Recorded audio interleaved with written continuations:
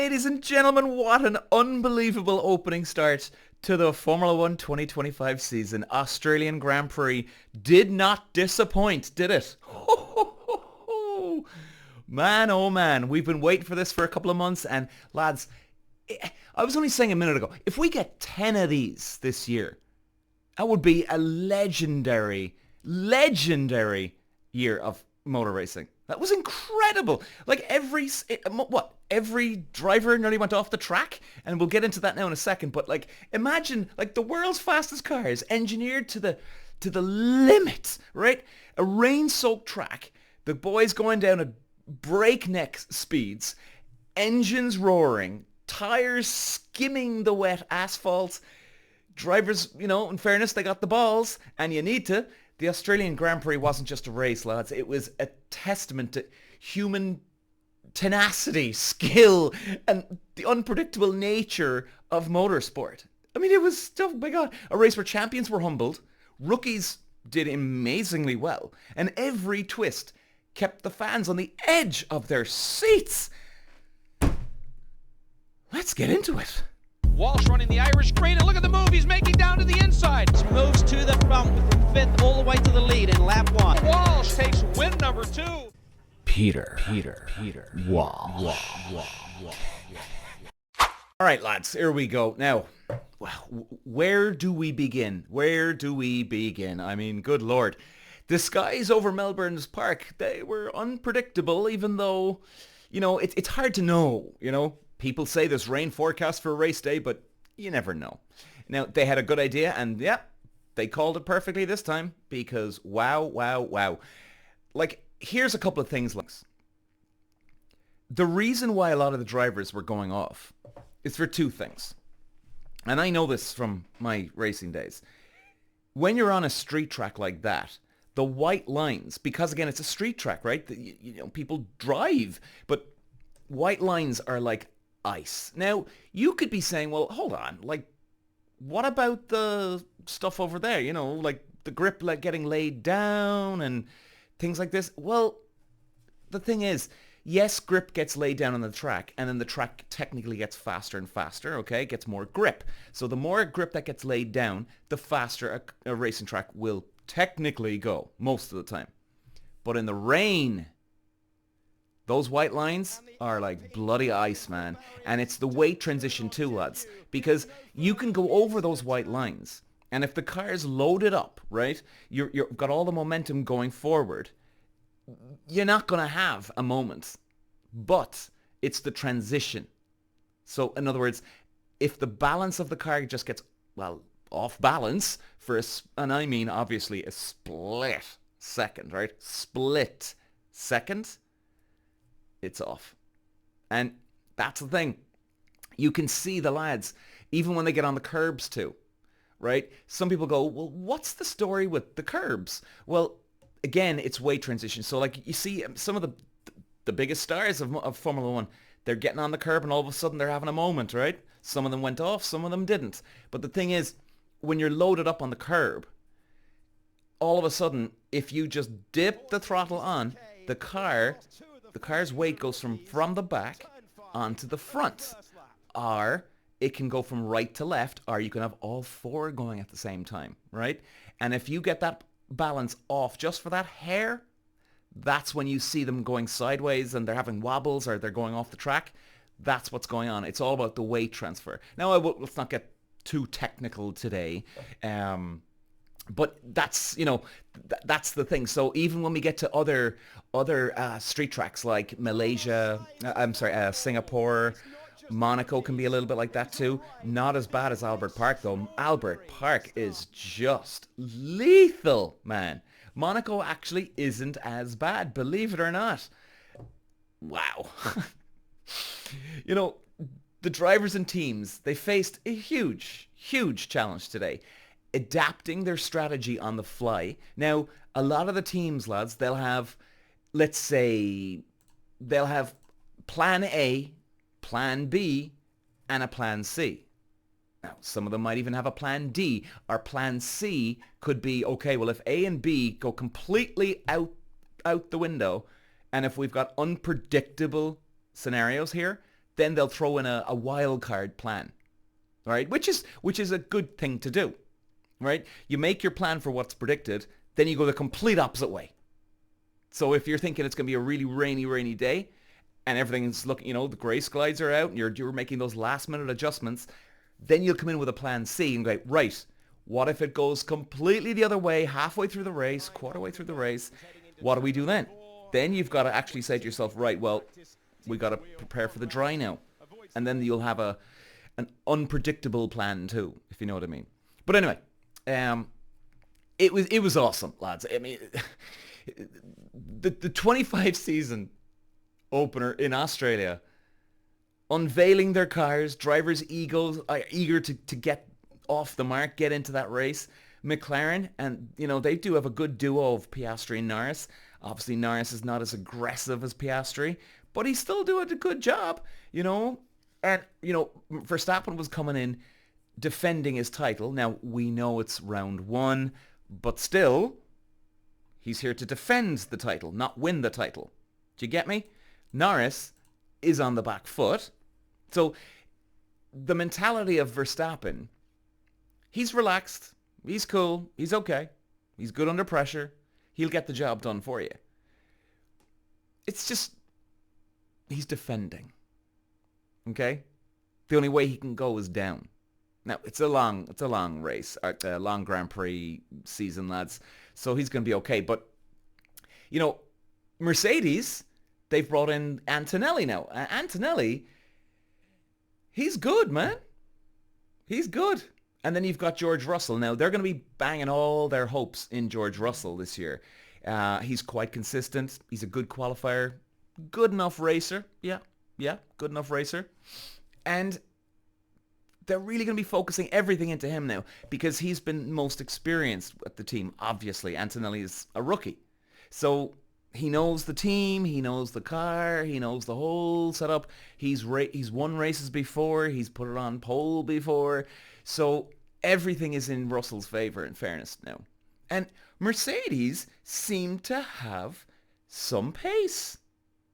They seem to have some pace. I can't believe it. Which is like, what?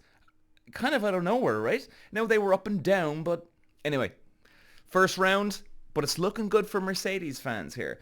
Now Hamilton, let's talk about him. Now I made a wrong call, and fine, no one's ever right all the time. I made a wrong call. I was saying before this race that Hamilton would take him 2 seconds to click with that car, and off he goes. Even Hamilton was saying, and now some people are not believing, and they think that Hamilton's making excuses that, he's not doing well, but it's because he's blaming the car. Well, actually, he's not blaming the car. He's blaming that he just doesn't have enough time in the car. And to be honest, listen, lads, I'm not a Hamilton fan, all right? But I'm still sticking up for the lad here. So I was wrong. Now, you see, some of the cars you can jump into, you'll be quick instantly because there's different driving styles for different cars. So for instance, with Red Bull, when they're slowing down the gears, when they're turning in, they're accelerating with the power as they're turning in. Other cars, you turn in, but you're not on the power, right? You turn in, you get to the apex, the middle of the corner, then you put the power on. Right, so you're delaying getting on the power. But some driving styles need to make sure that if you're turning in, you're feeding that throttle, so you're using both at the same time, right? So again, it just depends on the driving style. Some cars can be quite unpredictable, and Ferrari have won races in the last couple of years. Yes, they've had some good qualifying pace, but they just haven't that consistency in the race. So that car is it's still... it's a little off balance, man. But I would say Hamilton, probably take him about, will we say even 4? I'd even say 3 or 4 rounds. And then there's no excuses, okay? But I'm going to assume, and I do believe him, that just needs to get to know the car. So after round 4, if he starts saying he's still trying to get used to the car, which he won't, if he does, well then, he's full of it. All right? But let's just calm down a small bit, lads, for a minute. Now, the formation lap was pure carnage and chaos. I mean, that poor rookie guy, what was his name? I'm just looking at the screen. Isaac Hadjar. I can never get the pronunciation right.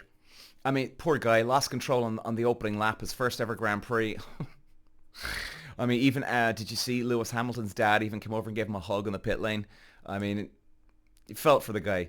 He felt for the guy. Now, look, it doesn't mean he's bad. Look, people make mistakes. And, you know, maybe he just got a bit anxious, you know? It's okay. You forgive him, man. You know, and he's got another 23 rounds to go anyway, so he's going to be all right, man. He's going to be okay. And, you know, then we had the early incidents. Who do we have? We got Jack Doohan and Carlos Sainz. Oh, man, involved in crashes that brought out the safety car, setting the tone for, like, a race where it was survival was paramount. There was strategic gambles. Teams faced the dilemma of when to switch from wet to slick. Slick to wet, as the track conditions just up and down, man. Ferrari's miscalculation left Hamilton and Leclerc struggling, in fairness.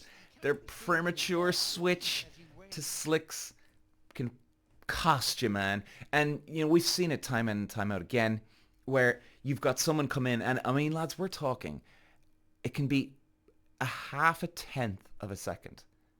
A half a tenth of a second can mean the difference between winning and losing, because a half tenth can get you out ahead of the safety car, get you behind the safety car, then a yellow flag comes out, or comes back out, comes back in again, then you get the green flag, and just the amount of tossing and turning that it can happen.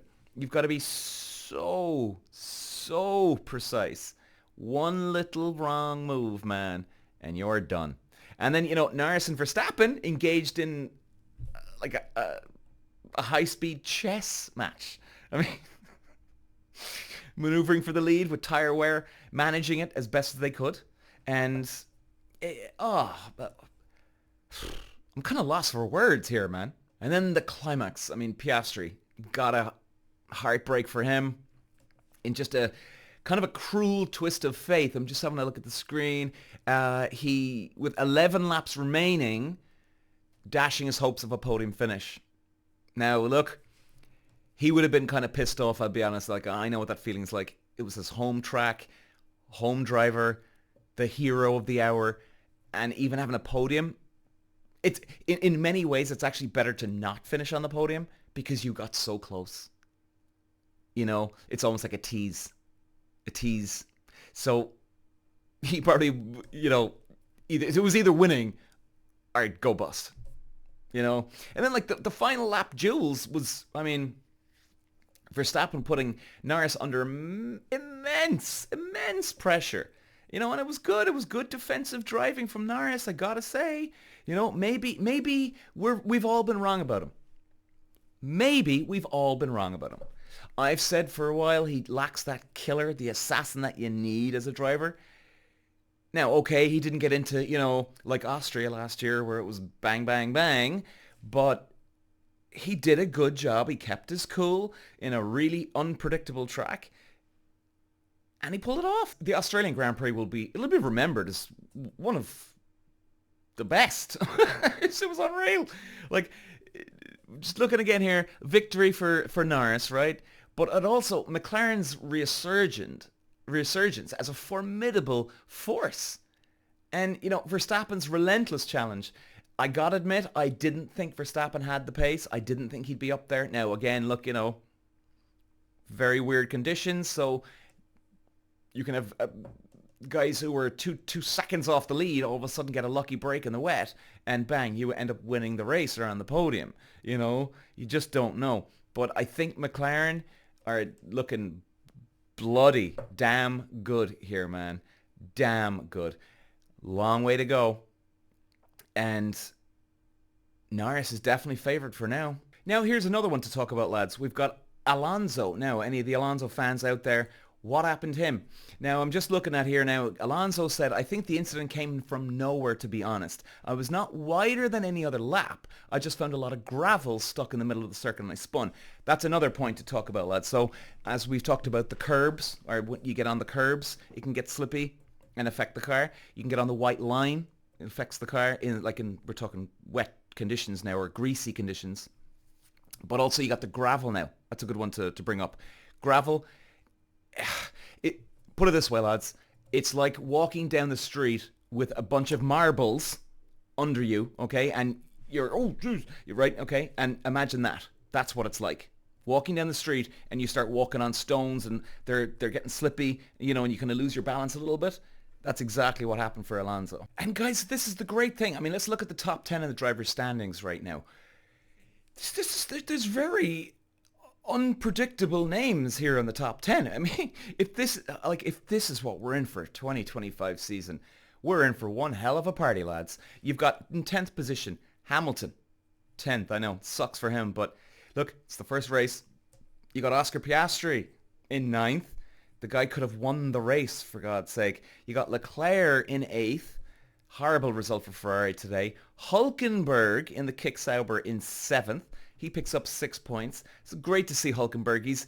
The guy's reliable, man. He'll get the job done for you. Now, I know he's never even had a podium in Formula 1, but it's coming. And I think, people have given him a lot of hassle, man, a lot of stick, but I think it's coming. Lance Stroll in 6th. Kind of surprising, isn't it? I mean, Stroll's been having a disaster a couple of years. Hard to know what's going on with this fella. Alex Albon in 5th. Can't even believe he got into 5th. Again, it's Williams. Now, okay, we've got this, as I call him, the psycho man, James Vowles, at the captaining the ship here, but I'm kind of surprised. I'll be honest, with Albon, but let's see what's in store this year for this guy. And Williams, it would be nice to see, I have to admit, even though I don't like James Vowles, it would be nice to see the Williams name back up on the winning spot again. Even a couple of podiums, give them some progress, Antonelli in 4th. Good result. What more can you say? What more do you want from a rookie? Okay, you could obviously get a podium maybe. But George Russell was just one place ahead of him. Antonelli, the rookie, in 4th. Russell in 3rd. 2 Mercedes, 3 and 4. So look, they're picking up a good couple of points, which is good for them. Now, as we know, as the Constructors' Championship, it goes on, and the more points you capture during the year, the more money you get at the end of the year. So that's a good result for them. Verstappen in 2nd, just narrowly behind Norris, and then obviously Norris taking the win. So Norris has a nice 7-point lead going into China next weekend. So what do we predict in China, lads? What do we predict? We don't have long to go, which is the great news. We don't have long to go. China is a great track. Obviously, we're going to be back on Friday, the day before the weekend, or this Friday, should I say. If it's anything like today, we're in for one hell of a showdown. See you for China. Walsh running the Irish green, and look at the move he's making down to the inside. Moves to the front with the 5th all the way to the lead in lap 1. Walsh takes win number 2. Peter Walsh.